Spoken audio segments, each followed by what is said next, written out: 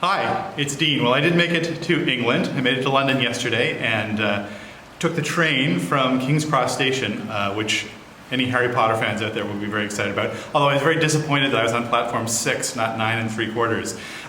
And came and met up with my friend Dave in Sheffield. Dave, say hi. Hello. I'm behind the camera. Dave is the cameraman behind the film. So we just had a tour of RAF Driffield. I always say it wrong. Dryfield is my proper Canadian pronunciation. RAF Driffield, which is in kind of the eastern part of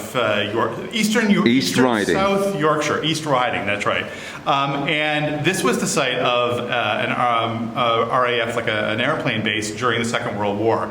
Obviously the countryside over here is littered with various air bases because they were all needed in the war effort, and bombers and Spitfires and various other kind of airplanes would have left from this area. So we had a tour of the base by retired Major Patrick Ennis, which was absolutely wonderful. It was a pretty creepy place as well too, because the old base has pretty much been abandoned since the 80s for sure, and a lot of it has just returned to ruin.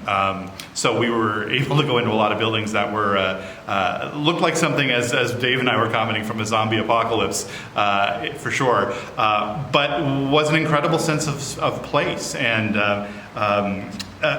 to go in somewhere like that, that's not a museum, and to really be able to see where people lived and where lives were lived was really fascinating. Colville was sent to this part of England when he first arrived, and again, I had mentioned he was in his early 20s. He'd just finished school at Mount Allison University, and was sent to Yorkshire when he arrived in England to train as a painter, actually, as a war artist for 2 weeks. So he was sent up here in the area of Beverley, or 11, which we're going to run to shortly as well, but also worked a lot around the Driffield area.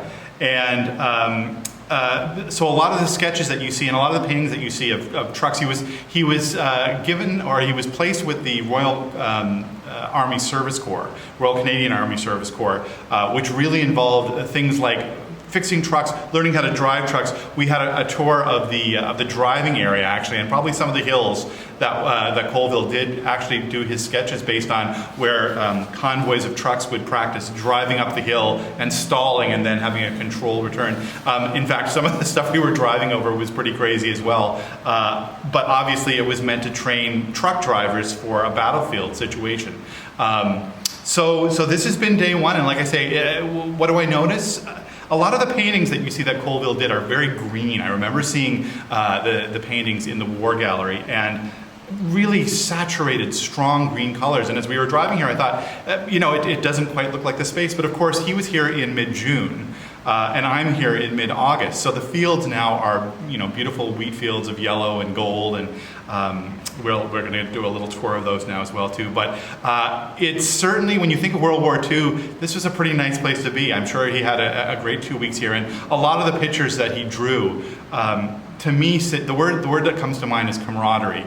There's a lot of shots of soldiers and people probably having a good time and probably excited about what they were about to contribute to the war. And I think it's going to stand in really stark contrast to the things that we're going to see with the photos, for sure, from France and Holland and certainly the Bergen-Belsen concentration camp. So it's been a magnificent first day, and I'll keep you up to date as we go.